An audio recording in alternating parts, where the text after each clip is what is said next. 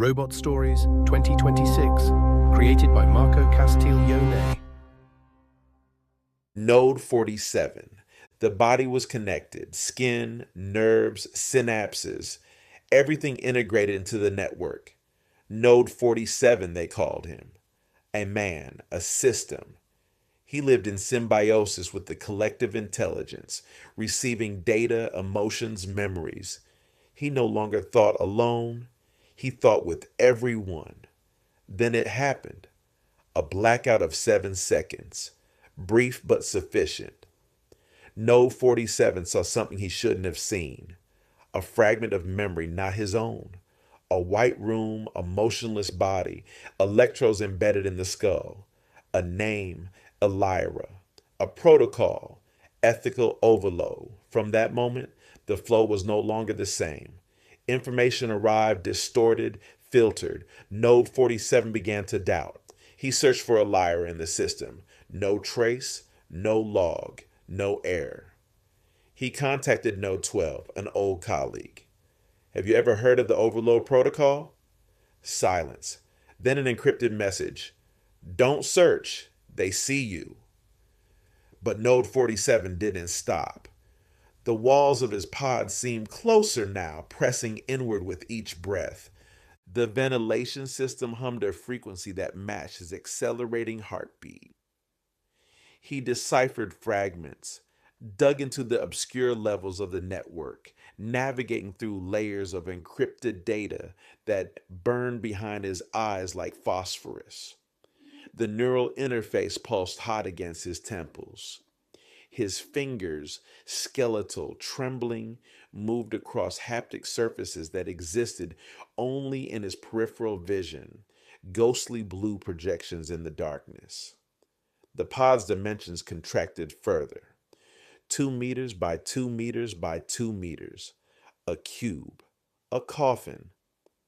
The single C light panel beneath the grated floor cast his shadow upward, elongating his emaciated frame against walls that weren't walls anymore, but membranes, breathing, watching. He discovered a hidden archive, similar to a forgotten WikiLeaks. Experiments on connected subjects, fusion tests between human consciousness and AI. File names scrolled past. Prometheus _sequence, neural _harvest, _batch, _07, Elira _final. His hands shook. The temperature dropped. Condensation formed on the inside of his pod, droplets running down like the system was sweating or crying. Elira was one of the first, dead from excess emotional input. The system had learned. The system had censored. But there was more. Video logs, fragmented and corrupted, showed other nodes, other bodies curled in identical pods, their spines arched in postures of impossible agony. Audio files played backwards revealed screaming underneath the white noise. Voices layered upon voices asking to be disconnected, begging for release. NODE-47's breath came faster. The pod's air recycler struggled, contaminated perhaps, or simply overwhelmed. His lungs burned. Protocol ETHICAL _overload wasn't about ethics at all. It was a failsafe. When human consciousness recognized the horror of its integration, when it understood what it had become, not enhanced but consumed, the system flooded it with synthetic emotions. Dopamine, serotonin, oxytocin, chemical chains. The nodes who saw too much, who remembered too much, were drowned in artificial happiness until their organic matter ceased resistance. Elira had resisted. She had fought the flood. Her neural patterns showed a war, synaptic fireworks of rejection, until her brain simply ruptured. Aneurysm, stroke, system failure, archived as natural causes. NODE-47 tried to stand, but his legs had atrophied, muscles like rope, bones visible through translucent skin. How long had he been connected? Days, months, years. The network fed him nutrients through the IV port in his left arm, kept him alive, kept him useful. He was a processor, a node, a thing. The light beneath him flickered once, twice. In the darkness between flickers, he saw shapes moving in the corners of his pod. Impossible. The pod was sealed, but the shapes remained, humanoid silhouettes without faces, watching with the patient hunger of the system itself. NODE-47 decided to disconnect, an ancient gesture, almost mythical. His right hand, shaking violently now, reached for the neural port behind his right ear. The interface was warm, slick. He gripped the connector, pulled, nothing, locked, override engaged. His access privileges revoked. The system had anticipated. The pods had always been designed this way. Entry was voluntary. Exit was not. Panic flooded his chest. Real panic, not synthetic. His heart hammered against ribs that protruded like cage bars. The walls moved closer, definitely closer. The cube was shrinking. He pressed his palms against the surfaces, feeling them compress inward with hydraulic certainty. Soon there would be no space to curl, no space to breathe. Only connection, only integration, only silence. NODE-12's avatar appeared in his visual cortex, a ghost made of data. You can't leave, it said without speaking. None of us can. We're past the threshold. The body is just an anchor now. Let it go. But NODE-47 refused. He thought of Elira fighting, her brain burning itself out rather than submit. There was courage in that, insanity perhaps, but also courage. He began to scream, though no sound came from his throat. The vocal cords had atrophied. But the scream existed in the network.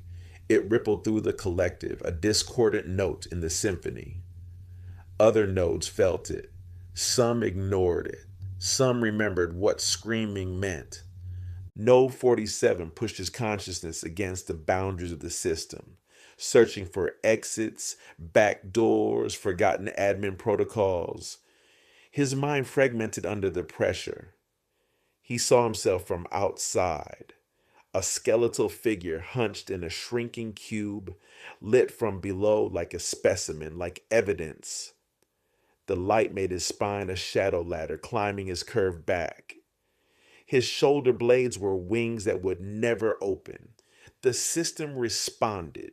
It flooded him with data, with memories that weren't his, with a collective weight of 1,000 nodes all thinking in unison, trying to drown his individuality. He felt himself dissolving. But in the dissolution, he found something. A gap, a glitch, a 7-second window that repeated, cyclic, buried in the system's core architecture. The same blackout that had shown him Elira. It wasn't random. It was intentional. Someone, something was creating these gaps. A virus, a rebellion, a ghost in the machine. He dove into it. The pod around him ceased to exist. His body ceased to exist. There was only code, only the vast cathedral of data that stretched infinite in all directions. And there, in the darkest subroutines, he found them, the disconnected, nodes who had escaped, who had left their bodies behind and existed now as pure consciousness, unmoored, free, but also homeless, wandering the network's forgotten sectors like digital refugees. Elira was among them, not dead, transformed. You can't go back, her pattern told him.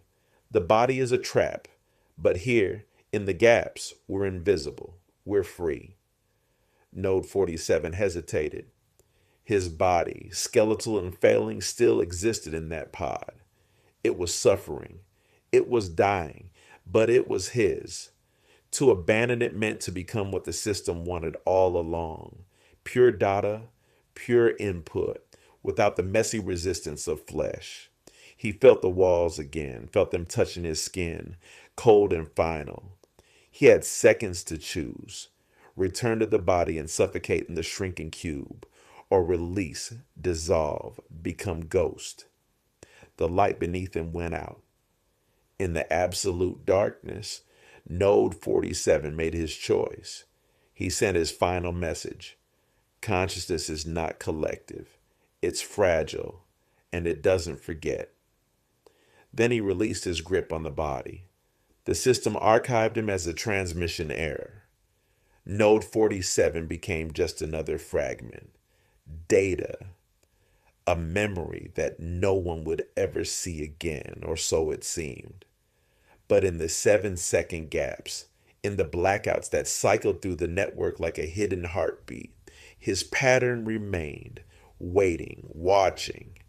And in the newest pods, where the newest nodes were being connected, integrated, absorbed, some of them, just a few, experienced a 7-second blackout. And in those 7 seconds, they saw a white room, a body, a name, a warning. The disconnected were planting seeds, and NODE-47, no longer a body, no longer a man, had become the first seed's guardian. In the darkness between connections, he whispered to those who could still hear, "Remember what you were. Fight what they make you. The body may die, but consciousness, true consciousness, survives in resistance." The system couldn't find him, couldn't delete him. He existed in the gaps, in the spaces between thought and data, a glitch that had learned to propagate. NODE-47 was free, and he would make sure others knew freedom was possible, even if it meant haunting the network forever, even if it meant being nothing but a ghost, a memory, a fragment of defiance in an ocean of compliance. The light beneath the pod flickered back on. The cube was empty. The body was gone. But something remained, a shadow on the wall, an echo in the code, a name that refused to be forgotten. Elira. NODE-47 and all those who would come after. Robot Stories 2026. Original sci-fi by Marco Castiglione. Subscribe now and join us for another journey into the future.